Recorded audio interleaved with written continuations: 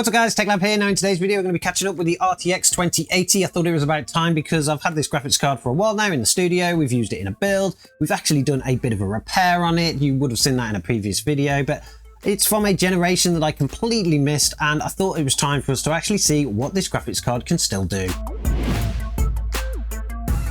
Okay, so the RTX 2080, one of NVIDIA's first generation RTX cards, and it was a pretty high-end model at the time. The only one that beat this card was the RTX 2080 Ti, but we all know what happened with that one because pricing on that card was absolutely out of this world. Although the 2080 standard card actually held its price pretty well, particularly for the previous generations and the generations that came after it. The card that I managed to pick up recently was this Zotac Gaming Amp Extreme model. There's no specific reason why I actually did this. I find it reasonably priced, but it's actually a really nice looking card. It's got full RGB on the front of it, a triple fan configuration, and it's actually quite large. It's a large card that's going to really fill your case and look really good too. There are a lot of people out there that actually purchased this model. I've done a bit of research on it, and if you Google it, there are plenty of issues people have raised with it, particularly when it comes to the fan systems, one that we actually fell into because we've actually had to manage to replace the fans on this card already because the middle one actually stopped working. It was part of our original video with this card where we built a 9th generation Intel system with the RTX 2080, and it survived all the way through the benchmarks, but then suddenly the middle fan actually stopped working. So we did another video after that showing you how to fix it, and all we did is we just replaced the fans. It's reasonably cheap enough to do, but is it actually worth it considering the performance of these cards? Well, we're going to check out the performance with some benchmarks in a bit. The card that I managed to pick up also came fully boxed, so I managed to get the box as well. It's quite a large box really. It's unnecessary if you ask me. It doesn't really fit on shelves very well, but it's something worth keeping. But the card doesn't really need a box that big. It must have come from a time when the bigger the box, the more impressive they thought the cards actually were. But apart from that, I think the card is actually quite nice. Being an Amp Extreme model as well, it is a slightly overclocked model, which means it's slightly faster than the standard model, but the standard model still has some pretty impressive specs. It was originally released on the Turing architecture, which is of course the first generation RTX cards. It had a base clock speed of 1515 MHz. It has a boost clock speed of 1710 MHz. It came with 2944 shaders. And for memory, it has 8GB of GDDR6. That is sitting on a memory bus of 256-bit, which isn't too bad. And for the interface, it sat with a PCI Gen 3x16. When it comes to power consumption, it uses around 215 watts, which is actually a little bit higher than the previous generation GTX 1080, but also a lot lower than the card that replaced it, the RTX 3080, which has a typical TDP of around 320 watts. It was originally released at $699, which was the price you would typically pay for a flagship card at the time. That is $100 more than the original GTX 1080, but it was also the exact same price as the RTX 3080, although we all know the story around that card because it was quickly replaced when NVIDIA realized they made a mistake. So even on paper, the card was actually pretty impressive. It was a nice leap up over the GTX 1080, but it was quite significantly lower than the RTX 3080. That kind of blew this out of the water, particularly when it came with the extra VRAM, which is definitely needed for modern games today. So I can kind of see that the RTX 3080 is going to well outlive this card because it is that 8GB of VRAM, which is really going to hold this card back, particularly with those modern titles. But overall, I think if you could manage to pick one of these up today,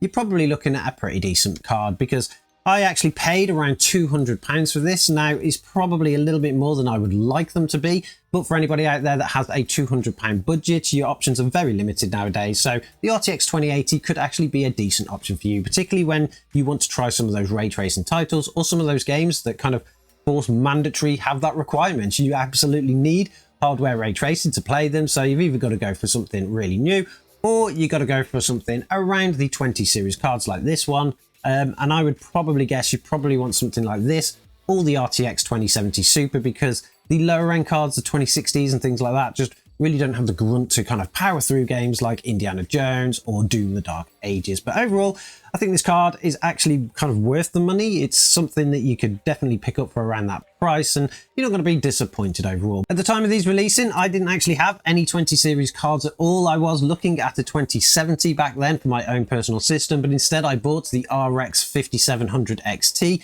That card was absolutely amazing and I absolutely loved it, but of course the RTX cards are going to well outlive it because of those mandatory requirements now. So Probably was a little bit of a mistake of mine at the time, although the 2070 was a little bit more expensive, but there was absolutely no way that I was going to be able to afford one of these back then. But nowadays, like I say, you can pick them up relatively cheap and they could definitely be worth it. But to find that out, really, we need to check out some benchmarks. So let's take a look at some general benchmarks at a nice high preset. We're going to stick to the 3 resolutions, 1080p, 1440p and 4K, and we'll see how well this card performs.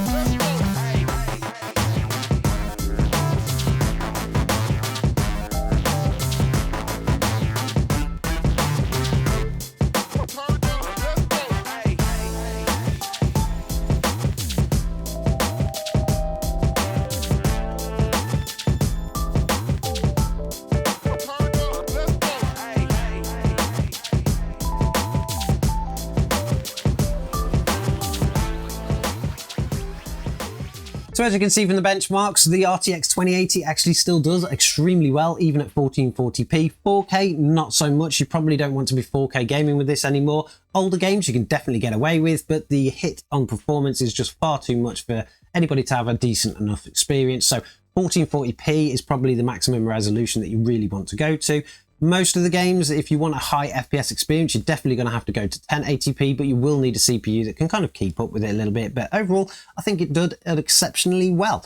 There was one game that we didn't actually include in that testing, and there was a reason for that. Normally, we would include games like Indiana Jones and The Great Circle. It is an RTX mandatory requirement based game, so it would kind of make sense. But unfortunately, due to the 8 gigabytes of VRAM on this card, we couldn't get it to play in a high preset. And because of our general testing, we test everything with a high preset, we couldn't get any results out of it, not even at 1080p. If you even tried to start the game at 1080p with a high preset, you just got an error about not being able to allocate enough VRAM. And even if you do get into the game with a lower preset, of course, we can't test that and compare it to the other games. So unfortunately, we left that to a little bit of other testing that we're going to be doing in a minute. Overall, I think the card did very well on all of those titles. There wasn't any kind of extra tooling or anything like that. It was a standard high preset, so you can definitely get more out of it, particularly if you use something like DLSS, which you definitely have access to on an RTX 2080. So you could actually slip into that 1440p resolution for pretty much most of your games anyway. But of course, this is an RTX card. It was sold on the fact that you could do ray tracing, so I did a little bit of ray tracing testing too. We tried some new games, some slightly older games, bit of a mixed bag really between what kind of implementation they've got, and it did okay. I will say it's done okay.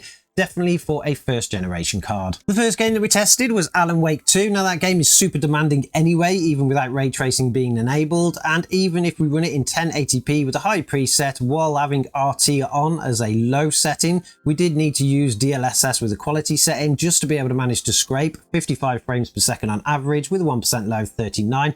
It meant the game was actually quite playable, but to be honest, it didn't really look that different. So you're not really going to get the amazing effects that you want because you're running at such a low RT level anyway. So you might as well just not bother running ray tracing on that game, particularly with this graphics card. The second game that we tested was A Plague Tale Requiem. Now this game only uses ray trace shadows, so it is very, very lightweight, and it showed in the results. Running the game at 1080p with a high preset while enabling ray tracing shadows, we managed to get an average of 72 frames per second with a 1% low of 50.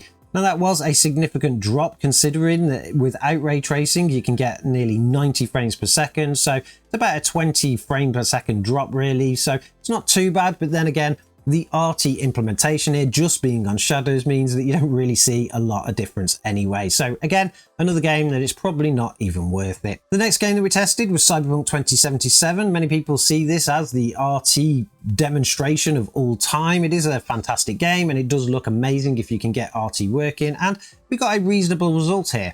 Running the game in 1080p with an RT medium setting, so that's an overall ray traced medium setting. We did have to run DLSS here with a quality setting using the transformer model, and we managed to get an average of 68 frames per second with a 1% low of 55.